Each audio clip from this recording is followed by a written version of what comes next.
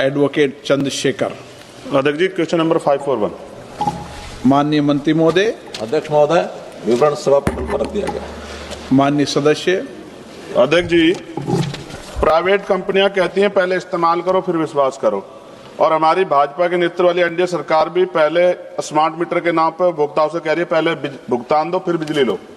ये जनता द्वारा चुनी हुई सरकार फिर निजी कंपनी जैसी नीति क्यों अपना रही है? मेरा सवाल ये है अध्यक्ष जी, मैंने उत्तर को विस्तृत रूप से पढ़ा, क्या सरकार ये बताएगी कि हमारे देश के गांव में रहने वाले अधिकांश किसान मजदूर रोजाना मेहनत करके कमाते हैं और उनकी आय दैनिक होती है। अगर स्मार्ट बिजली मीटर को प्रीपेड मोड पर लागू किया जाता है और दो तीन दिन काम ना मिलने पर रिचार्ज ना हो पाए तो बिजली अपने आप कट जाएगी। तब गरीब परिवार अपने बच्चों की पढ़ाई, उनका खाना और रोजमर्रा का जीवन कैसे चलाएंगे? क्योंकि सरकार वीबी राम जी के जरिए 125 दिन रोजगार गारंटी देती है, तो क्या ये अपेक्षा करती है कि गरीब परिवार 365 दिन पहले भुगतान फिर बिजली का बोझ उठाएं? और सरकार ऐसे मजदूर परिवारों के लिए क्या विशेष सुरक्षा प्रावधान व पोस्टपेड विकल्प सुनिश्चित करेगी? धन्यवाद। सभापति महोदय, हमारे सम्मानीय सदस्य जी ने जो विषय रखा है इनका कंसर्न ठीक है, लेकिन इनकी जानकारी के लिए ये प्रीपेड स्मार्ट मीटर्स ये व्यवस्था एक ऑप्शनल व्यवस्था है और इस व्यवस्था को मैंडेटरी व्यवस्था नहीं किया गया, क्योंकि एक उसमें काफी प्रकार के यानी फायदे लाभ बताए गए हैं। उन लाभ को लेने के लिए अगर वो प्रीपेड स्मार्ट मीटर पर आते हैं तो इसमें न केवल कंज्यूमर का लाभ होगा बल्कि स्टेट्स का भी लाभ होगा और कंपनियों को भी लाभ होगा। इतना ही है कि पहले वो सिक्योरिटी जमा करा करके अपना कनेक्शन लेता है और वो 2 महीने का या 1 महीने का जो बिलिंग साइकिल है उसकी सिक्योरिटी जमा रखता है, लेकिन अगर प्रीपेड पर आता है तो वो सिक्योरिटी को वापस लेकर के उसी को प्रीपेड में अगर डाल करके साथ साथ लेता रहता है तो उसमें कहीं कठिनाई नहीं है। जहां तक सामान्य व्यक्ति की बात है उसमें बहुत छोटी अमाउंट का भी प्रीपेड करने का एक प्रावधान दिया गया है, चाहे वो कोई 10 दिन के लिए, 5 दिन के लिए, 15 दिन के लिए करता है तब भी उसमें एक प्रावधान दिया है और ये कहीं मैंडेटरी नहीं है, ये ऑप्शनल विषय है। माननीय सदस्य।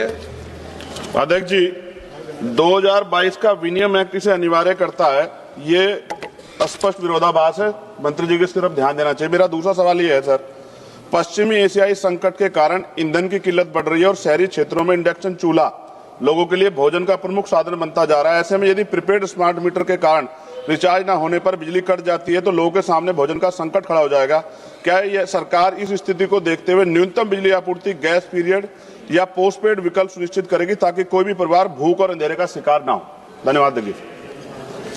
अध्यक्ष महोदय, पहले तो ये मैंने बताया कि ऑप्शनल है और फिर भी एक प्रावधान ये डाला गया है कि जो भी नोटिफिकेशन है प्रीपेड का उसमें यदि वहां का रेगुलेटर है, रेगुलेटर के अधिकार क्षेत्र में है, कहीं लागू करने की अनुमति देनी है कि नहीं देनी है।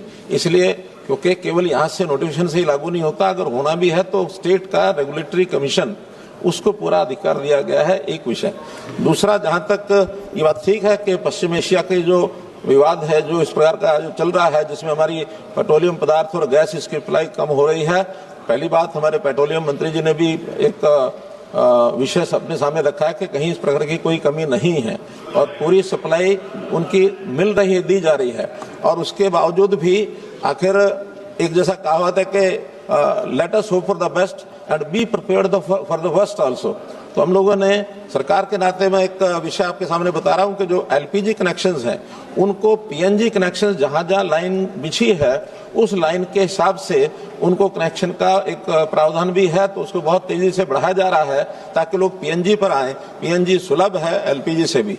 जहां तक इलेक्ट्रिसिटी का विषय है, वो जो इलेक्ट्रिक यूटेंसिल्स ई कुकिंग के माध्यम से जो लोग आते हैं उनको पर्याप्त बिजली ये मिलती है, उसमें कहीं कोई कठिनाई नहीं है। आज बिजली हमारी 24 घंटे, 23 घंटे, 22 घंटे की बिजली सब मिलती है।